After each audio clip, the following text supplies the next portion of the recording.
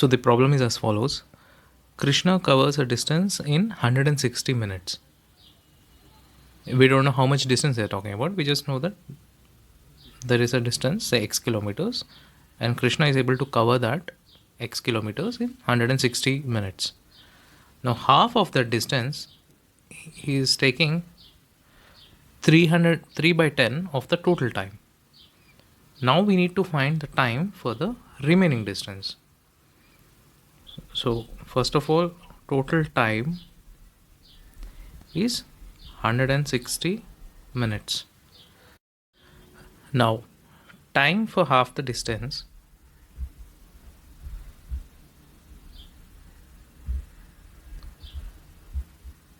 is already given, 3/10 of the total time. Total time is 160 minutes.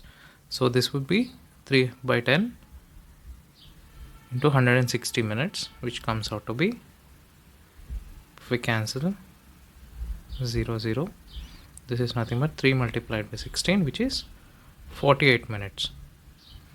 So for half the distance, Krishna has taken 48 minutes.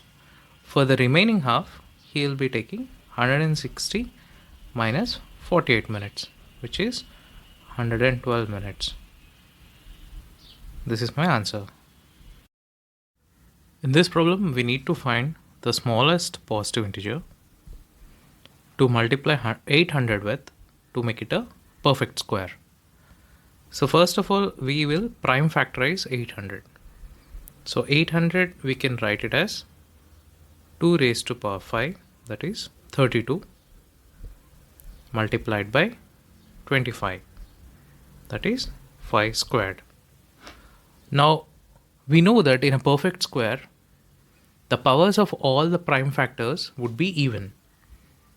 So if we have a to the power of p multiplied by b to the power of q, if this is the prime factorization wherein a and b are primes.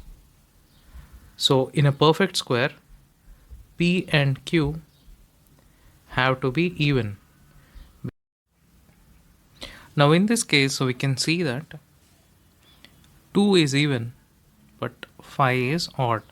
So I would require one more 2, so that if I multiply with one more 2, I'll get 2 raised to 6 multiplied by 5 square. This would be a perfect square. So the least number I need to multiply 800 with is 2. So if I multiply 800 with 2, I end up getting 1600, which is 40 squared. So the answer is 2. Next, we need to show that 2.9999 and so on is nothing but 3. So first let us assume that x equals 2.9999 and so on. So this is nothing but 2.9 bar. Now because I have one block which is repeating, the periodicity is 1, I'll just multiply it with 10 to the power of 1, that is 10. So 10x is 29.999 and so on, that is 29.9 bar. Okay, so this is 10x and x is 2.9 bar. So now if I subtract one from the other, what is 9x? 9x is 27. That means x would be 27 upon 9, which is nothing but 3. So x equals 3. So 2.9 bar is same as 3. Next problem, we have to arrange the given fractions 9 by 14, 12 by 15, 18 by 22 and 25 upon 30 in descending order, that is decreasing order. So first we need to convert all the fractions to have the same denominator. That is, I'll need to find the LCM of all these 4 denominators. So LCM of 14, 15, 22 and 30. So LCM is 2310. How did I end up getting 2310? So 14 I can write it as 2 multiplied by 7. 15 is nothing but 3 multiplied by 5. 22 is nothing but 2 multiplied by 11. And 30 is nothing but 2 multiplied by 15. So 2 into 3 into 5. So the LCM will cover everything. So 2 multiplied by 3 multiplied by 5. So this is covered. So 3 multiplied by 5 is already here. So 15 is covered. So to cover 22, will add one more 11. So 2 and 11 are there, so 22 is covered. And 2 multiplied by 7. So we require one more 7, so that even 14 is included. So 2 multiplied by 3 multiplied by 5 multiplied by 11 multiplied by 7, which is 2310. Now this is the LCM.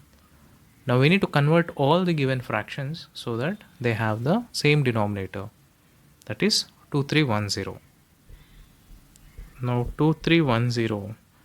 So if I'm trying to rewrite 9 by 14 so that the denominator is 2310.